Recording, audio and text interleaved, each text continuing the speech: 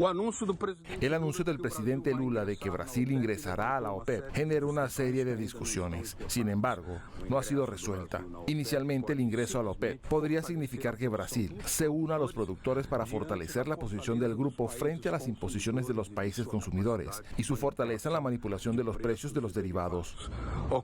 Sin embargo, Petrobras ya no es una empresa 100% estatal y su propia explotación del petróleo del presal hoy tiene el control del 75% sobre empresas transnacionales. La mayoría de las cuales están vinculadas a los países centrales del capitalismo. La reelección de Lula para su tercer mandato generó la expectativa de que habría cambios energéticos en la política petrolera de Brasil. Pero, después de un año de gobierno, las privatizaciones parciales que se llevaron a cabo en Petrobras no fueron revisadas. El cambio más esperado por los expertos es que Petrobras deje de ser únicamente exportadora de crudo y retome sus políticas de industrialización. No solo en el ámbito petrolero, sino también utilizando a Petrobras como plataforma para la reindustrialización de Brasil, una prioridad planteada por el presidente Lula en sus discursos internacionales.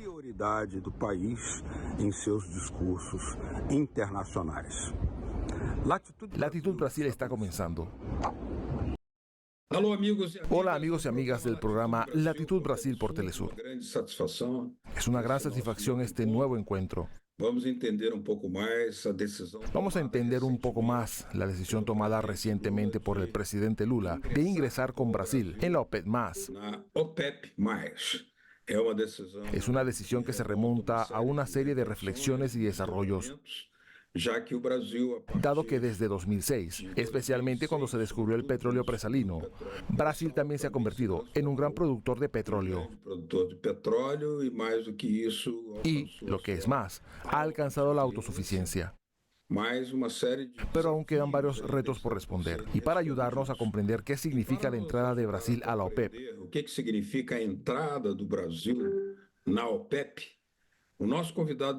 nuestro invitado de hoy es el profesor Pedro Augusto Pinho. Él es presidente de la Asociación de Ingenieros de Petrobras. Está al final de su mandato, hasta el fin de diciembre.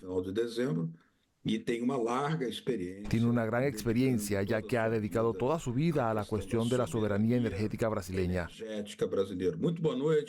Muy buenas noches, profesor Pedro Pinho. Muchas gracias por haber aceptado la invitación. Gracias, Beto Almeida. Es un placer estar de nuevo con usted en Telesur. Gracias a los televidentes de Telesur.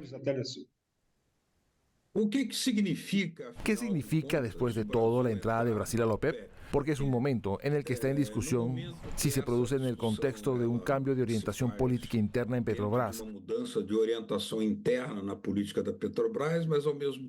Pero al mismo tiempo, en el que el mundo presiona aparentemente a los países productores de petróleo para que cambien su matriz energética como humanidad.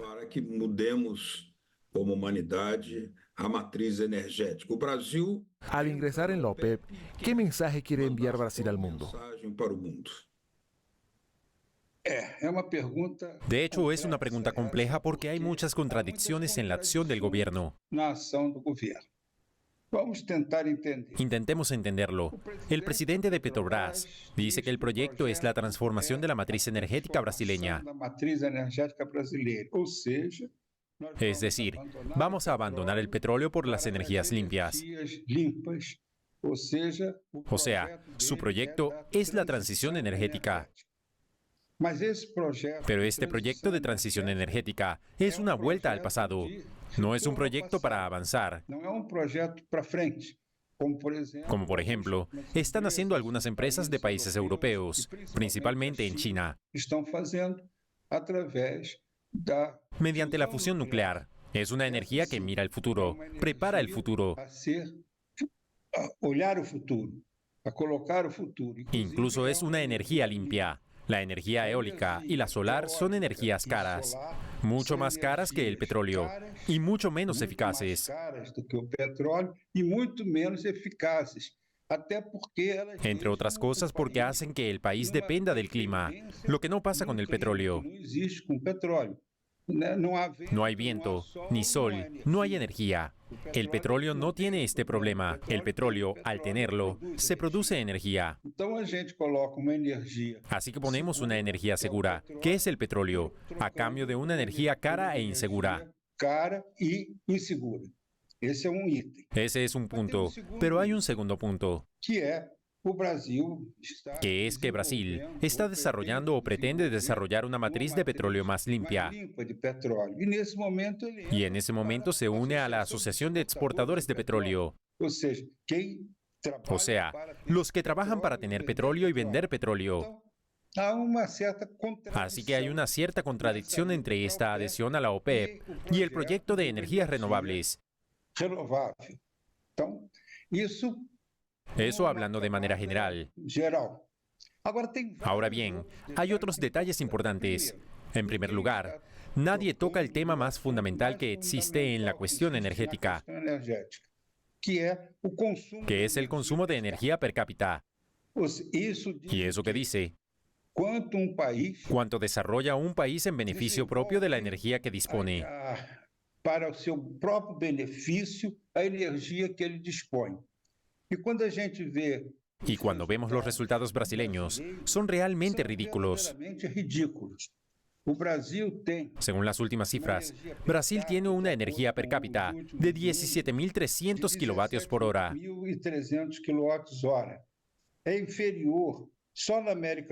Solo en Sudamérica es inferior a Argentina, Ecuador y Venezuela. Es una cifra ridícula.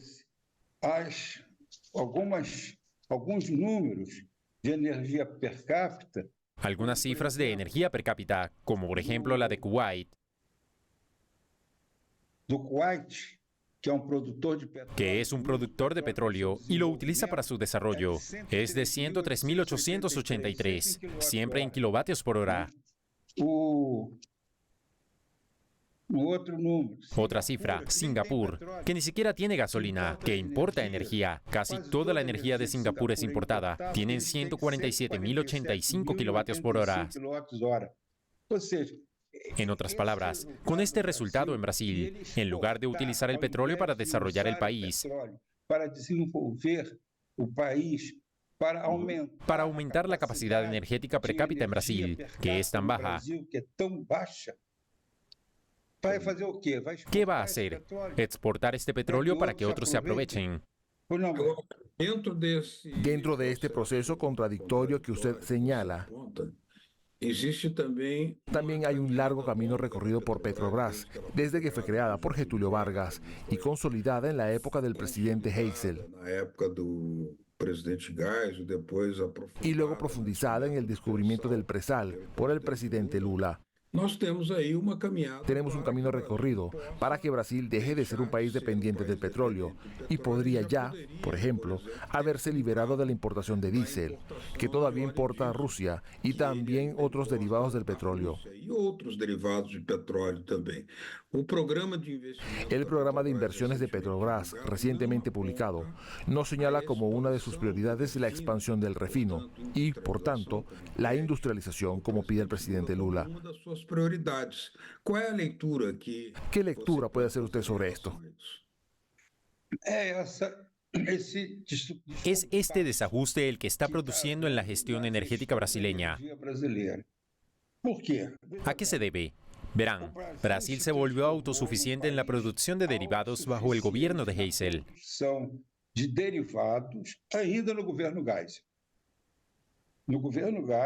Y durante el gobierno de Geisel, importábamos petróleo porque todavía no teníamos una gran cantidad de petróleo en Brasil.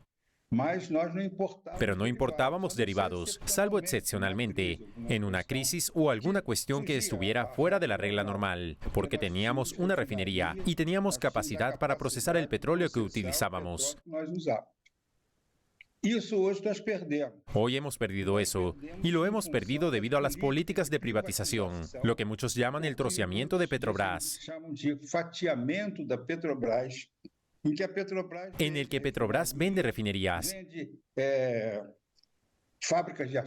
vende plantas de asfalto, en resumen, Se deshace de sus activos, aumenta extraordinariamente los dividendos a terceros, casi todos extranjeros. Terceiros, que quase todos são estrangeiros, a maior parte hoje. La mayoría de las acciones de Petrobras en su conjunto hoy, ordinarias y preferentes, están en manos de extranjeras, Então, eles recebem por lo que obtienen grandes dividendos, mientras Petrobras se encoge. Então, é uma Por tanto, contradição, existe una contradicción en este tema. né? Nós Importar gasóleo es una locura. No tiene sentido. Não tem sentido. O Brasil, ele é Brasil es autosuficiente en energía. a partir do descobrimento Desde el descubrimiento de la capa presalina, Brasil se ha convertido realmente en un país que podría ser el campeón mundial de la energía, campeão de energia do mundo. Temos con altas tasas de energía per cápita. ¿Por qué? Por quê? Nós temos cursos Tenemos suficientes vías fluviales para una energía hidroeléctrica perfecta, es decir, perfeita, quer dizer, para abastecer a una gran parte del país. Nós temos recursos fluviais, Tenemos suficientes recursos fluviales para una distribución de la renta. terrenos, áreas férteis que poderia produzir energia da biomassa, inclusive fazendo uma distribuição de renda, que é dos grandes problemas brasileiros. Que es uno de los grandes problemas de Brasil, la desigualdad social, la desigualdad regional, y la energía de biomasa podría trabajar en esta dirección. Atuar nesse sentido. Então, nós temos o petróleo, que hoje Tenemos petróleo, que hoy estamos produciendo. La última cifra de producción de petróleo que tengo aquí es de casi 5 millones de barriles diarios. 5 milhões de barris por dia, isso é uma coisa fantástica. Algo fantástico. E nós estamos exportando Pero estamos exportando este petróleo y exportándolo a través de manos de terceros, porque gran parte de las exportaciones las hacen empresas extranjeras que vienen aquí a asociarse porque no tienen la tecnología de producción en aguas profundas del presal que tiene Petrobras. E ainda se Y exportar para aumentar los índices de energía per cápita de sus países. energia per capita nos seus países. É isso. Eso es. Então nós estamos com Así que tenemos un lío absoluto en la gestión de la energía en Brasil. Dígame, por favor. Por favor. Vamos a hacer una pequeña pausa aquí en Latitud Brasil. Estamos conversando hoy con Pedro Augusto Piño, presidente de la AEPET, Asociación de Ingenieros de Petrobras. Y luego volvemos para abordar la cuestión de qué medidas deben o pueden adoptarse para que Brasil amplíe efectivamente su capacidad de producción industrial en el sector energético.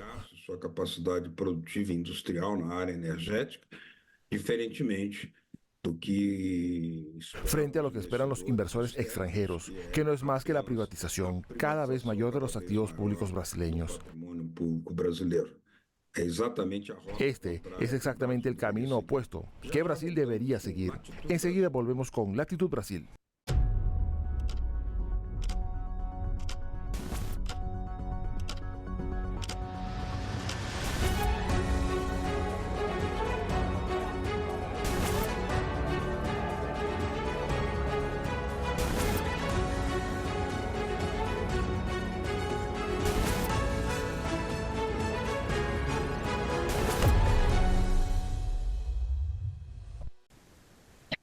Latitude Brasil hoje. Latitud Brasil conversa hoy con el profesor Pedro Augusto Piño, Ele é presidente presidente de la Asociación de Ingenieros de Petrobras, AEPET, Petrobras, a AEPET, con una larga experiencia en la lucha por la soberanía energética brasileña, brasileira em defesa da Petrobras. en defensa de Petrobras, que infelizmente en los últimos años sufrió un proceso de destrucción parcial, Parcial, fatiamento un desmantelamiento que llevó a gran parte de su patrimonio a ser internacionalizado, nacionalizado, inclusive incluso a precios negativos. Profesor Pedro Piño, ¿cuál sería el cambio fundamental que la AEPET fundamental que a AEPET puede sugerir al gobierno brasileño en el sentido de que sea recuperada una línea para ampliar la capacidad de refinación, de ampliar a capacidade de refino, acompañar y ampliar la capacidad de industrialización, industrialização? Aliás, pedir como demanda el presidente Lula, en lugar de que Petrobras sea solo una exportadora de aceite común? exportadora de óleo cru. Bom, o primeiro lugar é que En primer lugar, Petrobras debe volver a ser una empresa petrolera integrada. Si observamos el mundo de las petroleras, nos damos cuenta de que todas las grandes petroleras del mundo son empresas integradas. ¿Qué significa ser una empresa petrolera integrada? Es que busca petróleo, lo explora, hace investigaciones exploratorias para ver dónde hay petróleo. Produce el petróleo que encuentra, transporta el crudo a sus refinerías, lo transforma en derivados y lleva estos derivados a los consumidores. Transformando em derivados e leva esses derivados aos consumidores. O sea, se encarga de la distribución. Y por supuesto, todo este proceso requiere distintos tipos de transporte. Así que esta empresa cuenta con ductos, gasoductos, oleoductos, barcos e incluso camiones cisterna. Según el tipo de producto que se vaya a distribuir, Petrobras ya tuvo todo esto. Y estaba muy bien gestionada en la época en que tenía todo esto. Y si nos fijamos en todo el mundo, las empresas petroleras integradas, cuando son nacionales, aportan un gran desarrollo a sus países.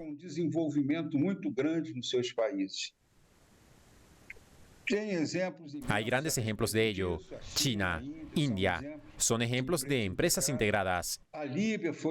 Libia era un ejemplo hasta que derrocaron al gobierno libio y derrocaron a la propia Libia. Hoy, Libia ya no es un país, sino una serie de tribus que luchan por ese territorio.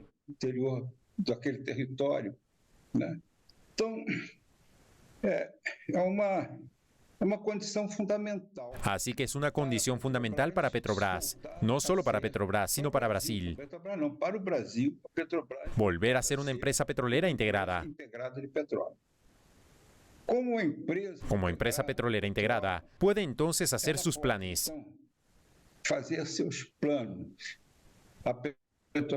Petrobras ya tuvo planes plurianuales y los cumplía. Les voy a dar un ejemplo aún de los gobiernos de Geisel, que fueron uno de los mejores gobiernos para la Petrobras que tuvimos, y que elaboró un plan quinquenal de exploración. En aquel entonces producíamos 200.000 barriles al día, en tierra y mar, e hicimos un plan para producir 500.000 barriles en 5 años. Conseguimos llegar a los 500.000 barriles en 4 años, y eso se debió en gran medida a los excelentes resultados que obtuvimos en la cuenca de Campos, que nos permitieron alcanzar este nivel de producción antes de 1990. Y todo lo malo que le viene ocurriendo a Petrobras y al propio país viene ocurriendo desde 1990, cuando Brasil comenzó a ser dominado por el capital extranjero, por el capital apátrida. De hecho, Marx decía que el capital no tiene patria. Ahora sería posible pensar en una corrección de rumbo, cuando de hecho, en los últimos años, la pérdida de activos de Petrobras, como perder toda BR Distribuidora, con su enorme capacidad, una ganancia segura, prácticamente sin riesgo, que era o lucro certo, quer dizer, praticamente sem risco, né? Que cualquier país que tenga un proceso de soberanía energética piensa desde el pozo hasta la gasolinera. Do poço ao posto de gasolina.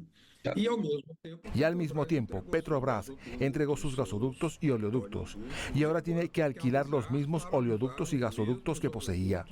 E gasodutos que eram de sua propriedade, sin hablar de las refinerías que también fueron privatizadas. Algunas a precios negativos, como la de Bahía. Esto significa un inmenso esfuerzo de reorientación del país, que no se puede hacer sin convencer a la población de que se enfrente a las fuerzas que quieren mantener a Brasil con esta dependencia energética y tecnológica. ¿No le parece? Creo que sí. Y creo que hay una manera de salir de este callejón sin salida. ¿Quién manda hoy en el país? Si consideramos que hoy el país está siendo gobernado por finanzas apátridas, lo primero que tenemos que hacer, como no se cansa de decir María Lucía Fattorelli, es auditar la deuda. Con esto, veremos que tenemos procesos de endeudamiento en Brasil que serían realmente criminales si no tuviéramos estas finanzas apátridas controlando las mayorías del Congreso para aprobar proyectos que legitiman lo que en condiciones normales sería un robo, como los depósitos voluntarios. ¿Qué significa esto? Que tu saldo bancario lo tienes porque ganas un sueldo y el sueldo te lo pagan los bancos y no te lo gastas todo el mismo día. Así que tu sueldo bancario diario, que es tu propiedad, lo utiliza el banco. Cuando tienes una cuenta, para invertirlo en overnight y ganar intereses para el propio banco. Así que esto es una auténtica apropiación indebida, en el que coge tu dinero, lo invierte y se queda con el resultado, pero tú no obtienes nada en ello. Ahora bien, ¿no ve usted que la entrada en la OPEP podría ser también un esfuerzo de coordinación entre algunos países que mantienen contradicciones con los grandes países capitalistas, compradores de petróleo, para exigir un aumento del valor de la materia prima? Para exigir una valorización da matéria-prima Y para exigir que los países imperialistas también se vean obligados a pagar un precio justo a los productores de petróleo, que así podrían para que puedan llevar a cabo las transformaciones en sus propios países en beneficio de sus propios pueblos. Miren, es posible, sí. No veo incompatibilidad, pero veamos qué significa el petróleo en el mundo actual. Tenemos 4, y solo 4 núcleos de producción de petróleo. El más rico de ellos, el que tiene más petróleo, es Oriente Próximo, que incluye Irán, Irak, Arabia Saudí, Kuwait, Siria y también Gaza, que sabemos que tiene petróleo. Y esta es una de las razones de los crímenes que se cometen allí. Ese es el núcleo Oriente Medio. Otro núcleo importante somos nosotros, en América Latina, porque tenemos el petróleo de Venezuela, que hoy es la mayor reserva de petróleo del mundo. Y está el de Brasil, el presal, que no está bien contabilizado, porque el presal va desde Santa Catarina hasta Alagoas.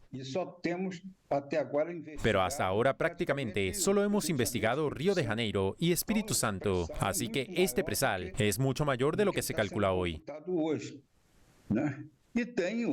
Y están México, Ecuador, Colombia y otros países productores de petróleo.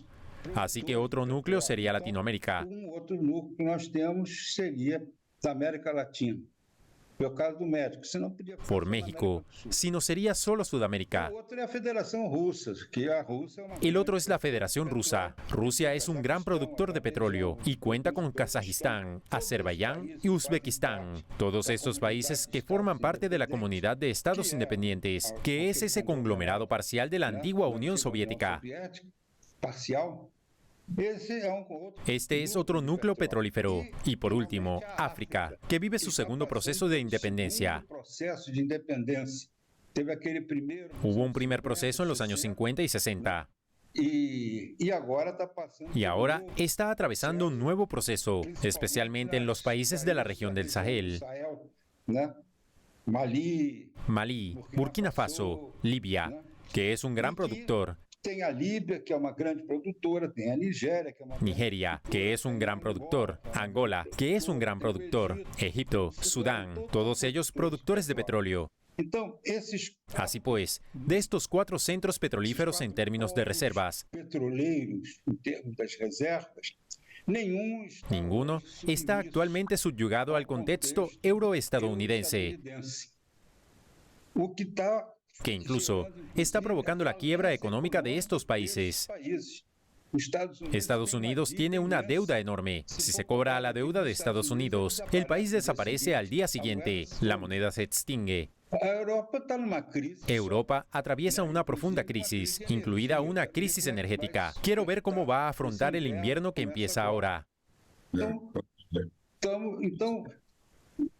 Então, Así que dejaron de ser los dueños del mundo, porque hoy está surgiendo una nueva fuerza internacional. Hoy está surgiendo una nueva fuerza internacional que es el multilateralismo, del que China es uno de los grandes promotores y que actúa correctamente en este sentido. Rusia es otro instigador y están esos países petroleros, Irán, Venezuela. Hay países que están pensando en la misma línea de la multipolaridad.